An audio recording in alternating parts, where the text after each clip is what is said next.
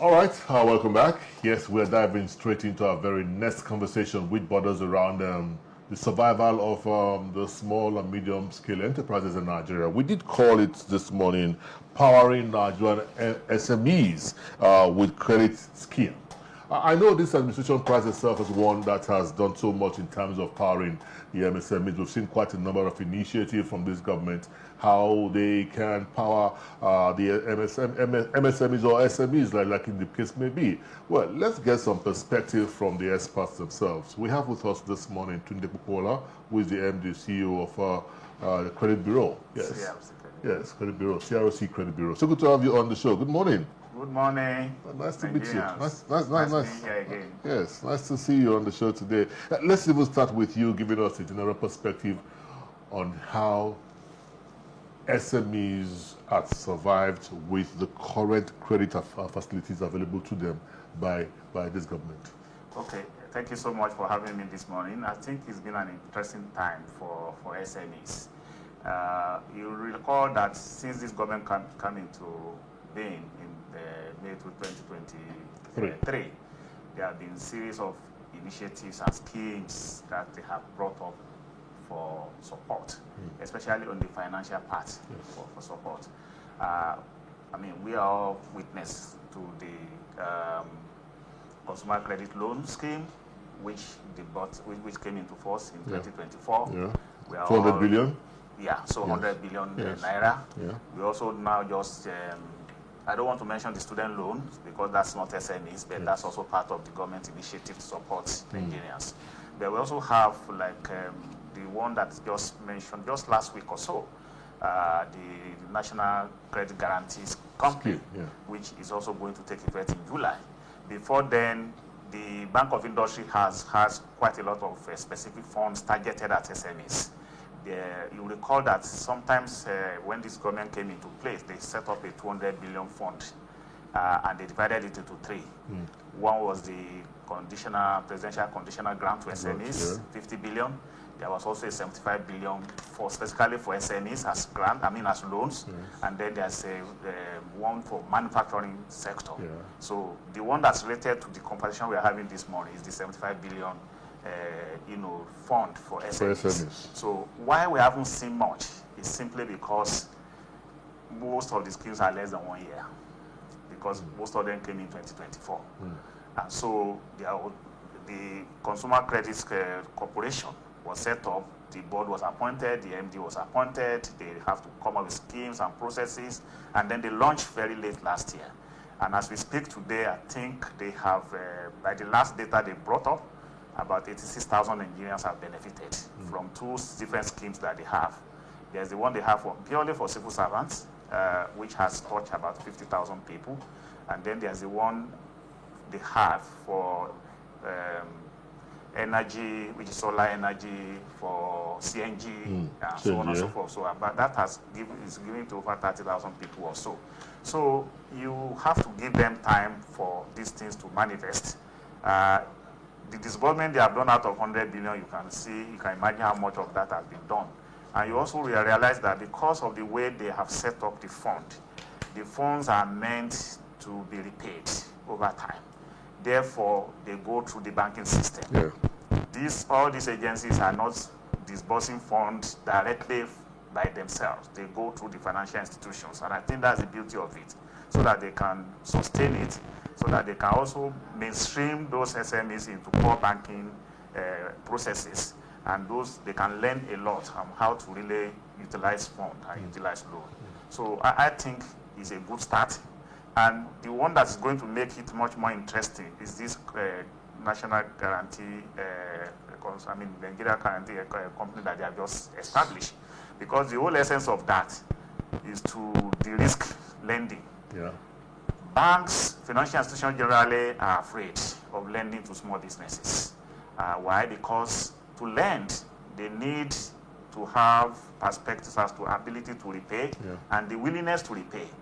And so they are always very, meticulous. Reluctant, to really give loans. And that's why a lot of SMEs could not, benefit. But when you have a credit guarantee company like the one that's just been floated, it gives some level of confidence because someone is there as an agency or as an organization that say, okay, just give out the loan. We will support you in case you have issue in recovering those loans. Exactly. So it's basically an insurance. NDIC It's an insurance. So that will help to, improve the motivation for financial institutions to lend. It's also likely to bring down the cost of funding because, part of what goes to pricing of loans is the risk that is inherent as perceived by the lender. Yes. So once you have that some level of assurance that probability of recall or repayment is high, then your interest rate will be relatively lower. All right, Mr. Popoola, now that you have mentioned interest rates, I have a lot of interest in that because questions about people get, these facilities either from any of the schemes that the government have put in place or from the regular banks. And then you find out that I've seen businesses, small businesses who have said, look, I would rather die than approach any bank for a loan because I'm going to end up working, just to pay my loan. So how is that also not a disincentive, for small businesses, to want to, tap into some of these schemes that we have? Fantastic. So, the current schemes we have, all of them are on single-digit interest rates. Ordinarily, when you want to borrow from normal financial institution, you probably pay 22%, 25%. All right, Mr. Popoola, we have a little technical itch there. We'll just take a break. We'll be back right shortly to continue from where we stopped. Please stay with us.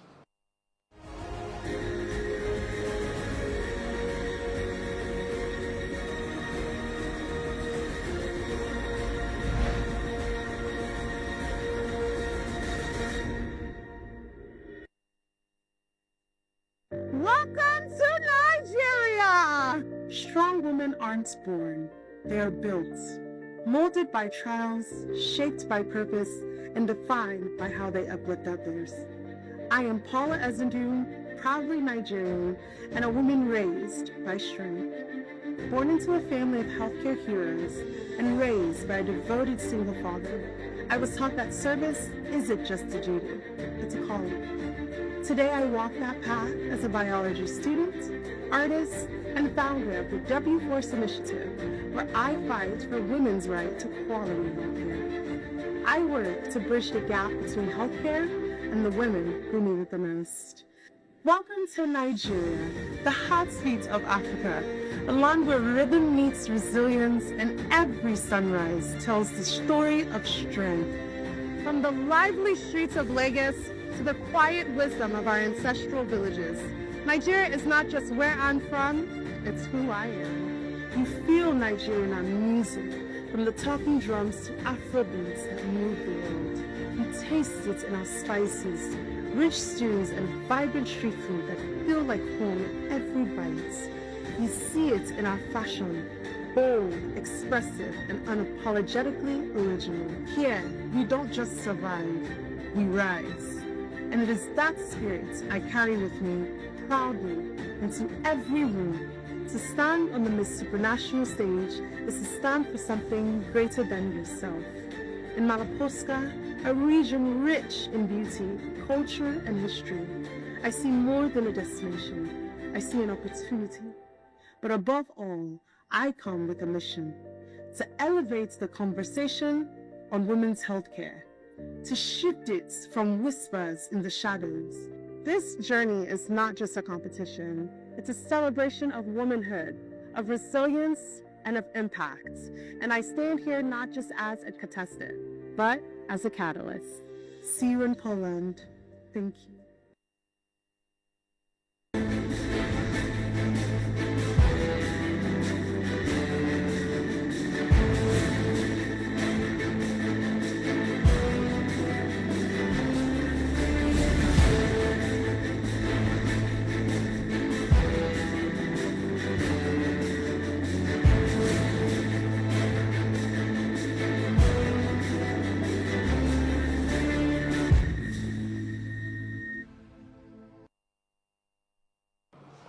All right, thank you very much indeed for staying with us. We're back with Mr. Tunde Popoola, who's the MD CEO, Credit Bureau. Thank you once again for coming on the show. Just before we went on the break, I asked you the question about interest rates and how small businesses really struggle to service their loan, to keep the business afloat. Costs isn't really going down per se. As we speak, a lot of businesses have to pay more for power. There are other things, and it's really, really tough. I said before, I know someone who was into business who said, look, I'd rather, source funding from my friends and family than, attempting to, go into any of these schemes or any of these programs. So it's a very interesting conversation. I'm very much aware of that a lot of people run away from loans, apparently because of price of loan, which is the interest rate. Yes. But there are two sides to it. The government intervention funds are unit interest rates. They come with less than 10% interest rates. And I think for me that is a very high incentive. Because ordinarily the one you get in the banks cannot be less than 20%, 25%. So if government is doing exactly. So even sometimes as far as high as 30%. Yes. Yeah, okay. So if government is offering theirs at 9%, the BOI funds are 9%, the credit corporation loans are also 9%. Even the one that Sterling Bank is partnering with Smedan to offer, the 5 billion loan facility is 9%. So all those facilities are there at single digit. And I think that is very commendable. And I think people should key into that. Small businesses should try as much as possible to key into that. Now, interest rate generally is also like cost of production, just like any other costs. So all other costs have risen. So interest rates also have gone up because of the inflation rate and all other associated factors in the economy. And so any businesses that is taking loan must factor that as part of the cost of production. And that's why inflation and price of goods and services continue to rise, because they will pass on that to the final consumer. If you borrow money from a bank and it's at 30%, whatever is the cost associated with that, I'll have to pass it on to the consumer. Otherwise, I won't be able to make a profit. Neither will I be able to repay the loan. So I think that's the sensitivity of the issue. It should be seen as simply just as normal any other cost of production, like electricity, transportation, depreciation of your asset, or any other factors that any other costs that come into your factors of production. All right. So that's the way I think we should see it. But I think overall, every business that tries to borrow must also have very good plan of cash flow of how to repay such loans, and that cost must have to be factored into it. It's very important for you to be diligent in honoring your obligations when you take a loan, whether it's government fund or it's fund directly from banks or even from friends and relatives that we talk about. Because if you don't pay, even the relative will not give you any loan in the future.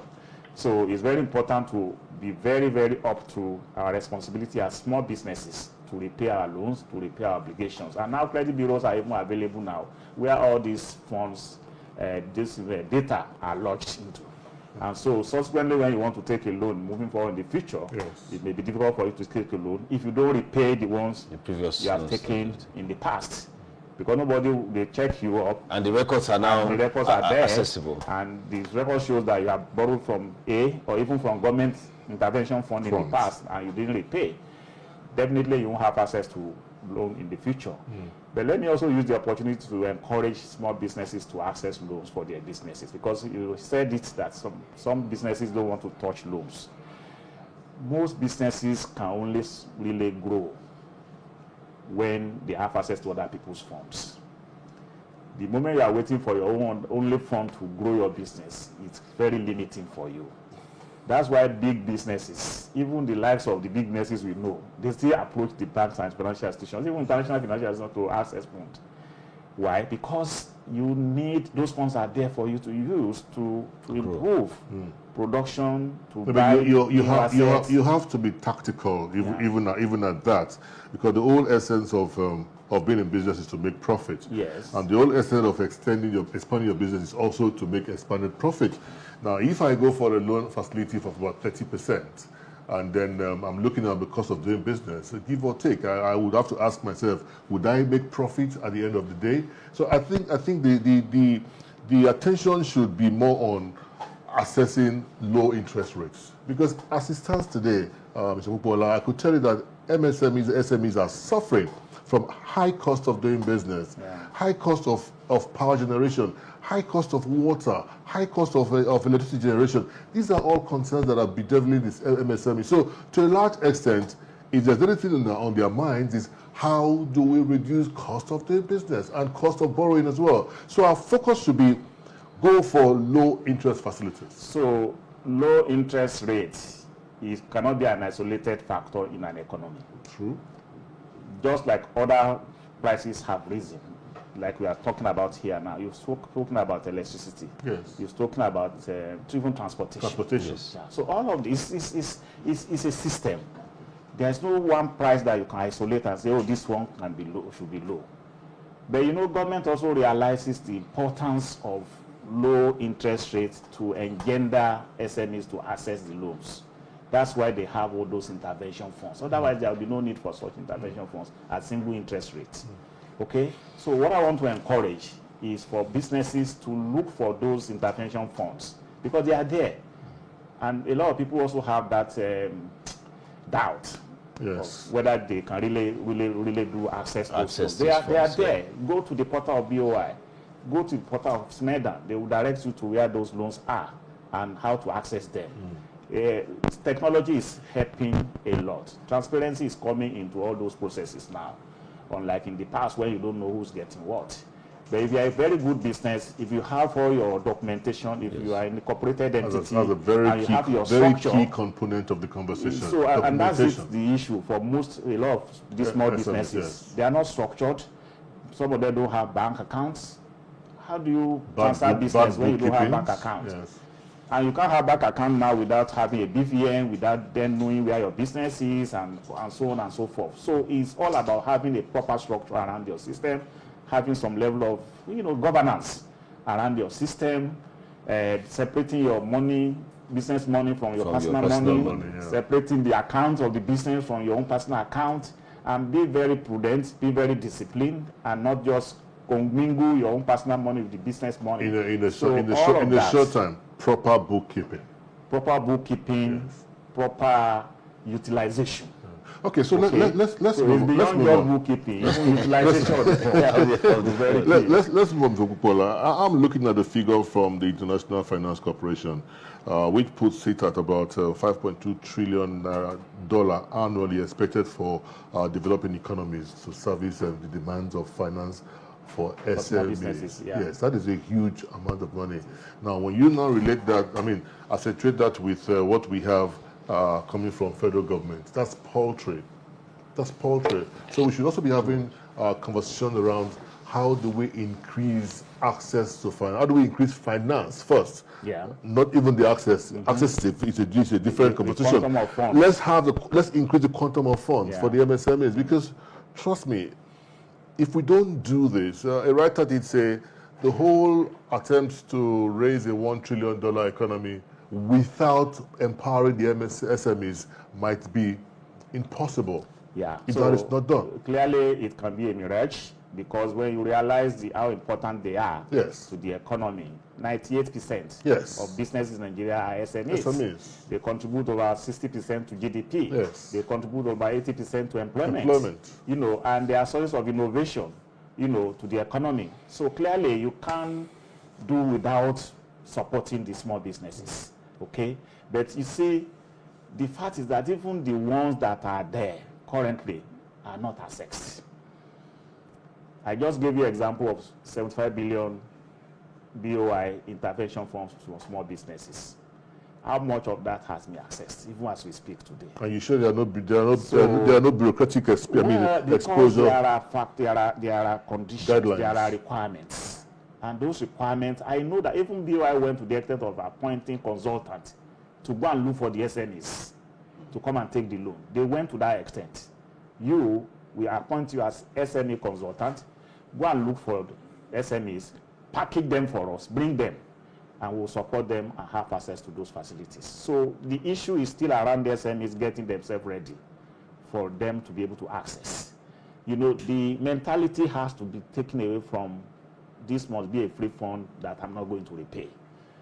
Okay? Because that fund has to be sustainable. It has to keep on moving. I mean, you talk around trillions of naira that is required for us to close the gap. Yes. That will not be done in a day. It has to be gradual.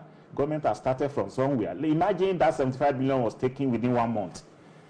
You know, I'm sure government will have been, you know, impressed, and then we'll find a way to also increase, you know, additional funding in subsequent budget cycles. Yes. So that's the way I think we should look at it. I think we should find a way to encourage our SMEs to get themselves ready for the market, to be driven like a market-driven business, Yes. to prepare themselves in a way that by themselves, banks and financial institutions will be looking for them. I work where I sit today as the MD of CLC Credit Bureau. I know banks are looking for SMEs to fund.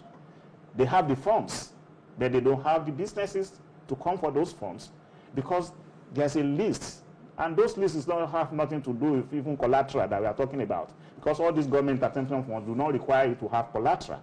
They require you to have bank accounts. It requires you to have some level of some structure. It's required to have physical location where we can say this is where the business is. It's required to have some level of people you have employed who are skillful enough to be able to run the business. Because at the end of the day, we are talking about sustainable, you know, businesses. Yes. We are not talking of just poverty alleviation businesses. Those sustainable businesses that will be there tomorrow, will be there in years to come. And I think that's where the gap is. I think what government needs to do, even in addition to the fund, is to see how they can support SMEs with training, with business development services, with coaching, mentoring, and so on and so forth. All those that are not, they are not direct financial, you know, involvement or direct financial intervention, yes. but they are intervention that can help the skill set, that can help the market, can help the packaging of their products, can help them to really compete effectively. Now we're talking about AFTA, which is African trade. I know how many Nigerian businesses will be able to compete. That's a bigger conversation. That's a big conversation. But that's the way it is. I think we need to get our SMEs we have to build their capacity to really be able to take the loans and to be able to repay the loans when they take those loans, and to be able to compete favorably in the economy. All right. Thank you very much. Indeed, it's been quite an interesting conversation. I will be speaking with Mr. Tunde Popoola, who is a MD CEO Credit Bureau. CRC Credit Bureau. Yeah. Thank you so much for your time today. Thank you for having me this morning. Thank you. Nice day. Thank you. All right, we'll take a break and we'll come back. We'll turn our attention, back to the midterm question about, what's been happening in the country in the last 2 years of President Bola Ahmed Tinubu's administration. Right after this break.